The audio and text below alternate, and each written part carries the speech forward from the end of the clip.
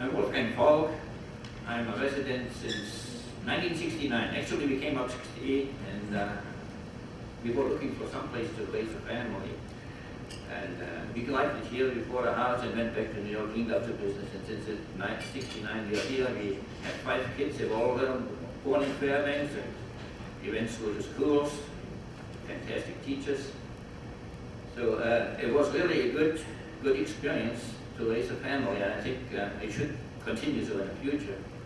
Unfortunately, right now we have 2 grandchildren, and my kids, they walk to school, to dinner on school and home. But right now we are just getting them there and picking them up. So things are not as good or safe as it used to be. And that is one of the major, actually the major issue I will address at council. It should have been in council. But I also run for the assembly. I'm on both seats, and the reason is the so-called sales tax, property tax problem. There is a solution to that, and that is a property exemption. Right now, everybody knows we have a $20,000 exemption. If your house is assessed at $200,000, you pay only $20,000 on your individual home. But this is not enough. This is not sufficient enough of an amount to justify the so-called double property taxation. You pay your taxes when you direct to the city and to the borough when you pay your house taxes. But then you go shopping and you pay again property tax, because the shop owner, the business owner, they're not going to pay the taxes. It's part of their business expense. So you pay taxes twice. And the people that are really hurt too much with that double taxation are the individual owners. But the renter is also double taxed. The problem there is that the average apartment is assessed at about $50,000, while the average single-family house is assessed at close to $200,000. In other words, the homeowner pays about 3 times as much property tax than the renter, but both pay taxes twice. The fairest tax in uncertain terms is the property tax.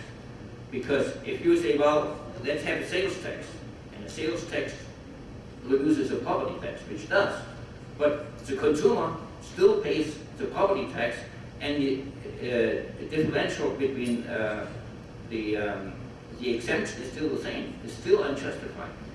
So what I would suggest, assuming the sales tax fails in the borough and the Proposition A fails in the city, I would make another proposition with a current tax rate with an exemption of about $150,000, or maybe even $200,000 for the house and $50,000 for the apartments.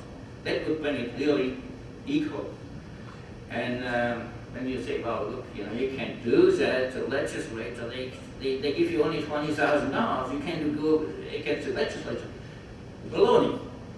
The legislature has to conform to the Constitution. Any statute they pass which is contradictory to the Constitution is null and void. It is none of the legislature's business to tell the local government 20, 50, 100, whatever thousand. They have to eliminate that last sentence. Well, you have to stand up on your rights.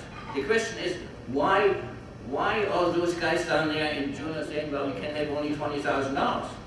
It is just greed. Who profits from that, not that extent, is the large property owners. So I quit at this point. Thank you. Thank you.